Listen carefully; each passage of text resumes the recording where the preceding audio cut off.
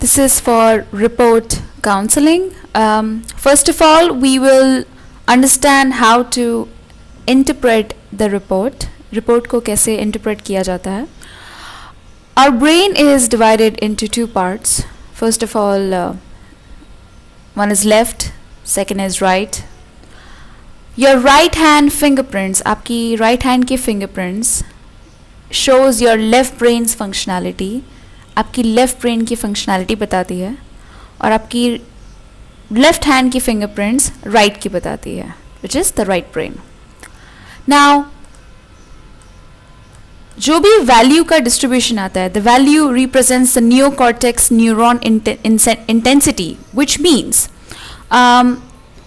The neurons which are running in your body, in your brain, which are coordinating with your brain, जो body और brain के साथ coordinate कर रहा है, उसमें डिफरेंट पैटर्न्स दिखाई जाएगी. It will show different patterns. Now it will also show the rich count, the RC value. What is RC? That is rich count. Normal range, rich count का normal range होता है 8 to 30.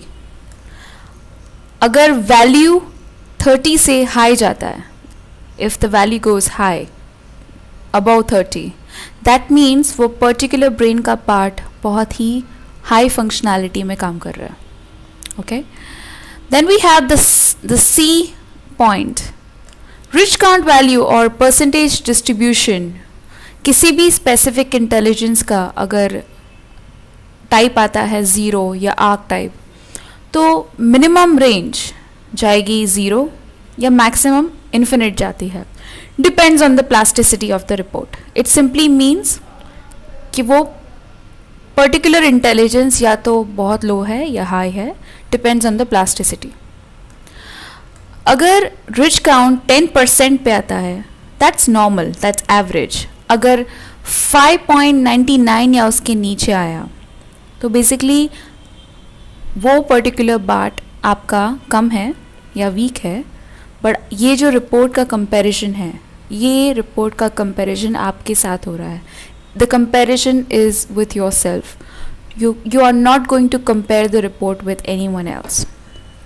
The last point, difference between the percentage of left and right brain.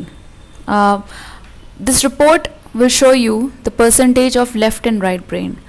अगर left और right brain के बीच का जो percentage है, अगर 10% से कम आया, that means 7% से कम आया, I'm sorry, तो दोनों balanced है. अगर 7% से ज़्यादा आया, let's say for example left is 45% and right is 55%, तो लेफ्ट और राइट के बीच में का जो डिफरेंस है वो 10% हो गया. That means you are more of a right brain person. आपका राइट ब्रेन आपके लेफ्ट के ऊपर हावी हो रहा है. Okay, so let's start with the counseling of the report. Before we start, I would like you to go to page number 12.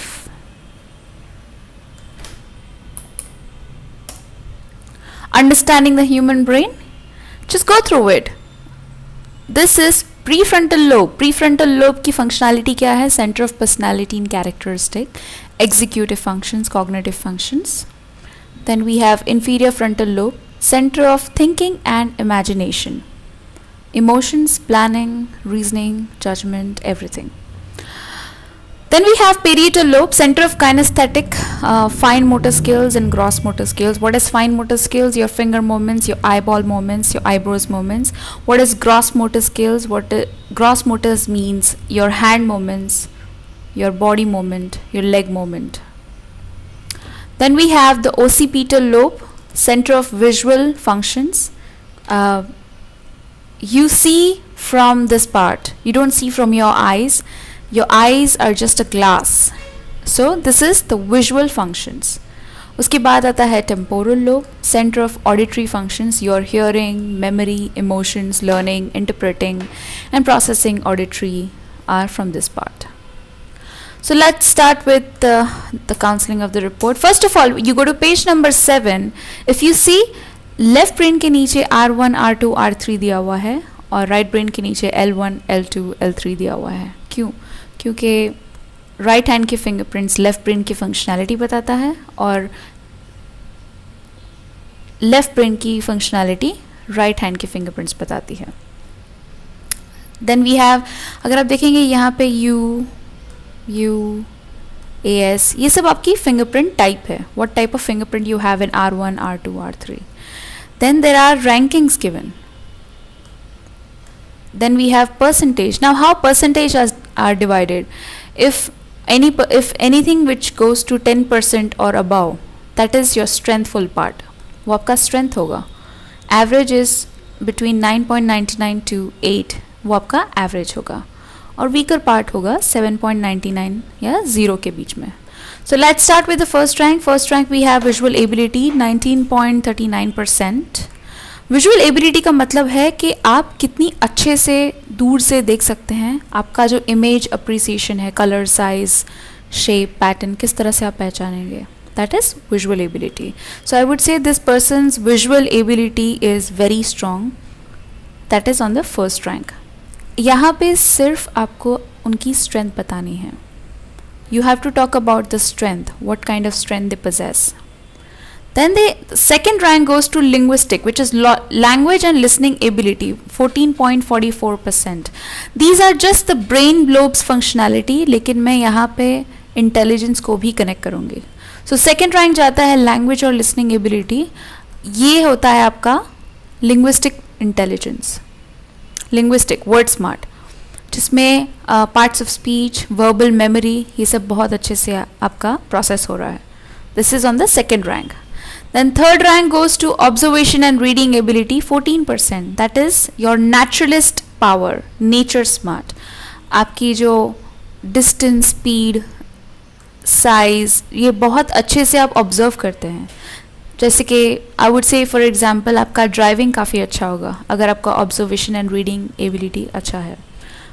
Then we have the fourth rank, which goes to creativity and interpersonal ability. That is 10.32%. That means your interpersonal skills, the way you talk to other people, दूसरों से बात करना, दूसरों की feelings को समझना, spontaneous, socialized रहना, ये सब criteria में आता है. उसके बाद we have fifth rank, which is musical and emotional feeling ability, 8.98%. Now this is kind of an average. जैसे कि म्यूज़िक सुनते सुनते आप एक इमोशंस को ध्यान में रखते हुए when you listen to music and you get a peace of mind is called musical and emotional feeling ability. Slowly यहाँ से सारे average and then weak part start होंगे. मेक श्योर आप ये सब कुछ उन्हें डिटेल में बताएं. जैसे कि सिक्स्थ रैंक जाता है logical and analysis ability, which is logic smart, 8.95. That means इनका मैथ्स थोड़ा सा वीक होगा, लेकिन हम अपनी इंटेलिजेंस का इस्तेमाल, अपनी स्ट्रॉन्गर इंटेलिजेंस का इस्तेमाल करके हम इसे स्ट्रेंथफुल बना सकते हैं. हाउ, मैं आपको इंटेलिजेंस में बताऊंगी when we go through the intelligences. Then we have the seventh rank, which is organization and management ability, 8.26%. Again that is average. ये इंट्रापर्सनल स्किल्स होती है, इंट्रापर्सनल इंटेलिजेंस. आप अपने आप को बहुत अच्छे से समझते हैं, ऑर्गेनाइज्ड हैं, मैनेजमेंट काफ़ी अच्छे से करते हैं, प्लानिंग, रीजनिंग, जजमेंट काफ़ी अच्छा है आपका. That is on a average side. Then the eighth rank goes to fine motor skills, that is 5.62, which is the weaker side. That means small muscle coordination, fingers, eyebrows, left right direction, mirror movement, ये थोड़ा weaker part होगा. And the ninth is gross motor skills, 5.39. That means muscle coordination. Please ध्यान में रखिए, this is small muscle coordination and this is just muscle coordination. That means your hand movements, your body movements while dancing, while playing sports, ये थोड़ा weaker part रहेगा. And the 10th rank goes to visual spatial imagination, 4.67%. 4.67% means it's on a weaker side again. Now what you have to understand here is, so about visual spatial and imagination ability, that's the weaker part. That visual spatial means basically आपका 3D imagination. When you draw something, you imagine something first. For example, astronauts when they go to space, or maybe they go to out of Earth, they imagine, they visualize everything on a paper and then they try to execute it. So this is visual, spatial and imagination ability. That means your imagination power, your visualization. So this is all about the brain lobes functionality and distribution map, about what is the strengthful part, what is the weaker part. That's it. उसके बाद आता है TFRC. TFRC means total fingerprint rich count, which is 132. Now what does TFRC shows? जैसे मैंने आपको बताया कि हमारे बॉडी में न्यूरॉन्स जाते हैं जो मैसेज पहुंचाते हैं ब्रेन से बॉडी तक. अब TFRC बताता है कि वो जो न्यूरॉन्स जा रहे हैं वो कितनी कैपेसिटी में जा रहे हैं. अगर थोड़े से जा रहे हैं to send the message from brain to the body, तो आपका लो पोटेंशियल आएगा. That means the neurons are going less in quantity. That means you will ask a lot of questions. जब भी आप कुछ समझा रहे हैं, आपको कोई समझा रहा है या आप कुछ समझना चाहते हैं, तो आप बार बार क्वेश्चंस पूछेंगे, क्योंकि जो मैसेज पहुंच रहा है वो आराम से एक एक करके पहुंच रहा है. Right, I am not talking about the speed, this is just the capacity I am talking about. अगर कोई ओवर एक्टिव या एक्सीलेंट पोटेंशियल में आएगा तो वो काफ़ी हद तक बहुत ही हाइपर एक्टिव होगा, हर एक चीज़ बहुत ही जल्दी समझना, फिर नेक्स्ट स्टेप पे जाना. तो मेक श्योर कि उन्हें एडवाइस करें कि ओवर एक्टिव हो या एक्सीलेंट पोटेंशियल हो, तो make sure you have to be relaxed, you have to go little slow. And for low potential या adequate potential, you have to advise them that you have to be particular in asking questions again and again. If you ask questions, then you'll get an answer correctly, क्योंकि आपके neurons की capacity थोड़ी कम है. So this is how we need to explain in TFRC according to the type. Then we have left and right brain percentage. Left brain is 51.27% and right brain is 48.73%. That means the difference between left and right is 3 or 4%. That means it's balanced. अगर balance नहीं होता, for example someone is left brain dominant more, so you need to explain these things, that you have to also be right brain dominance to be more creative, brain more inclined towards interpersonal skills, imaginations, cross motor skills. And if someone is more of right brain dominant, अगर बहुत right brain dominancy में आता है, तो you have to explain these things. This report is a very explanatory, a very user friendly, I would say. You will get all the answers, you will get all the recommendations from the report itself. So this makes the counseling very easy. Then we have, this is not your part, this is more of in detail for left and right brain. So let the client which is sitting in front of you, let them read all this thing, not you. Okay? Then we have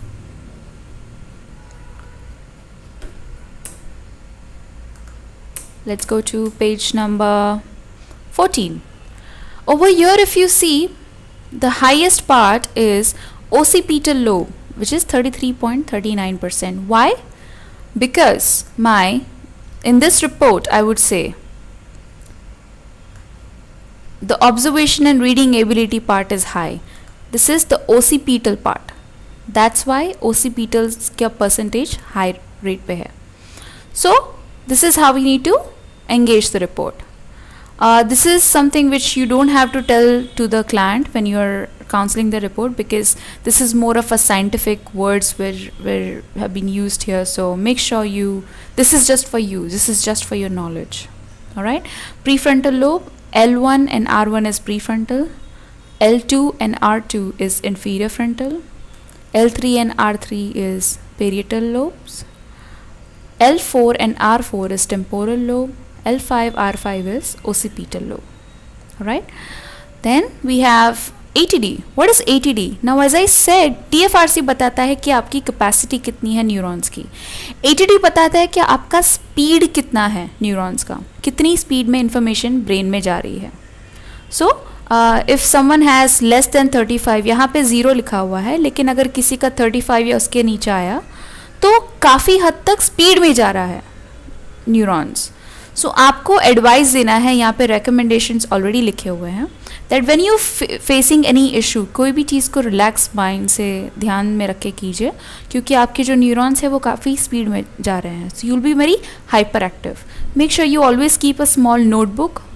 कोई भी चीज़ note down कीजिए ताकि वो याद रहे, आप तुरंत भूल ना जाए. अगर 35 से 40 के बीच में आता है तो it's a normal psychological range है. दैट मीन्स आपको उन्हें एडवाइस देना है कि आप अपने सेल्फ कॉन्फिडेंस का यूज़ कीजिए, आपकी स्ट्रॉन्गर इंटेलिजेंस का यूज़ कीजिए, बिकॉज न्यूरॉन्स की स्पीड परफेक्ट है. 35 to 40 इज़ परफेक्ट. 41 to 45 आया तो थोड़ा सा स्लो हो जाएगा न्यूरॉन्स का speed. So you have to go with step by step learning. आपको स्टेप बाय स्टेप आपको सीखना पड़ेगा. और मेक श्योर कि जब आप सीखें तो एक डिज़ायर होना चाहिए टू लर्न, एक मोटिव होना चाहिए to learn. If you don't feel like learning, if you don't want to, if there is no interest of learning, आपके न्यूरॉन्स की स्पीड इतनी कम है कि you won't be able to learn. So make sure you have a desire to learn anything. Then someone who has less higher then 46, that means वो बहुत slow होगा, तो उन्हें फिज़िकल एक्सरसाइज की ज़रूरत है. मेक श्योर कि आप फिज़िकल एक्सरसाइज करें अप्रोप्रिएटली, ताकि when you do some physical exercise तो आपके न्यूरॉन्स की स्पीड थोड़ी बढ़ जाती है and you will be able to learn properly. Then this is about ATD. Then we go to the next page. EQ, IQ, AQ and CQ. Just make sure you note it down. EQ, what is EQ? Your interpersonal plus intrapersonal equals to emotional question. अगर आपका interpersonal और intrapersonal अच्छा है तो आपका emotional question अच्छा है.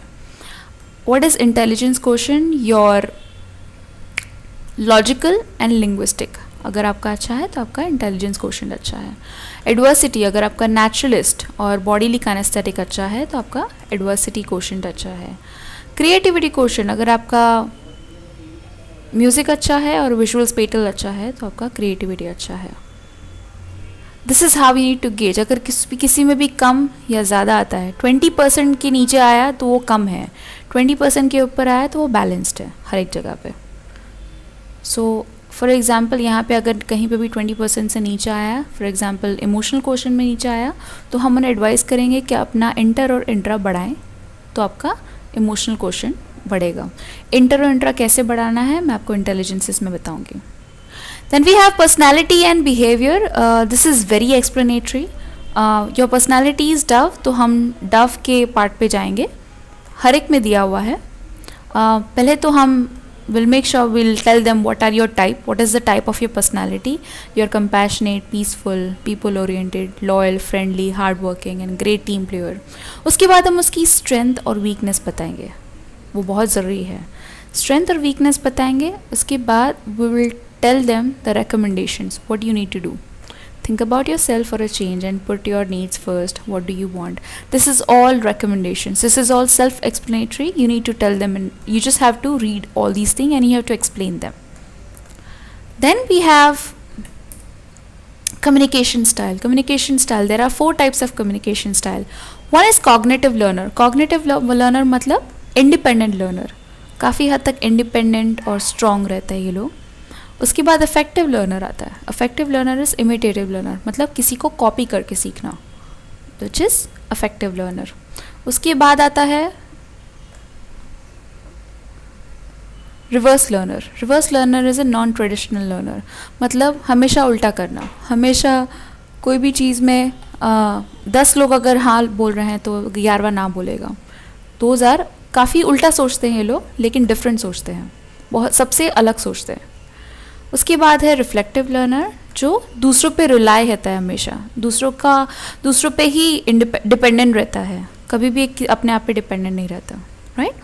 सो यहाँ पे हम किस तरह से गेज करेंगे, जैसे कि यहाँ पे 30% दिया हुआ है, यहाँ पे 0% है, यहाँ पे 30% है और यहाँ पे 40 है. तो जो हाईएस्ट परसेंट है वो आपका टाइप है. सो ये आपका टाइप है, ये आपको बताना है. फॉर एग्जांपल आप कॉग्निटिव लर्नर हो, so you very strong willed, independent, like to lead others, tend to analyse, classify, test, apply and research.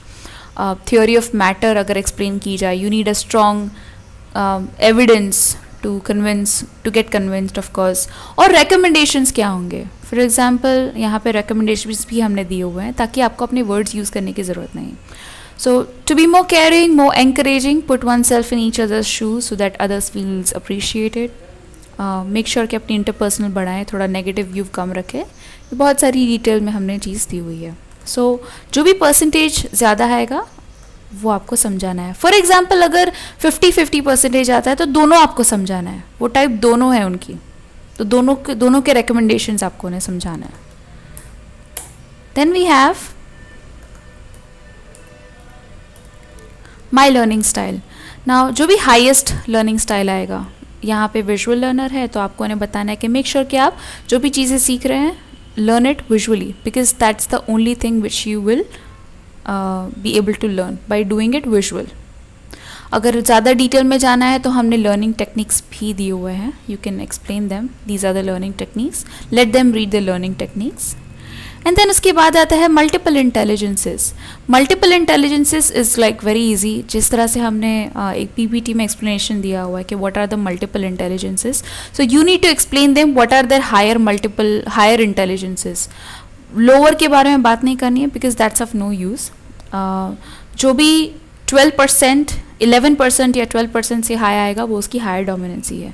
यहाँ पे linguistic 17.51%, naturalist which is 16.98%, visual spatial 14.58%, interpersonal 12.52%. तो ये सारे मार्क डाउन करके उन्हें बताना है और उन्हें एक्सप्लेन करना है कि हम इसे किस तरह से यूज़ कर सकते हैं.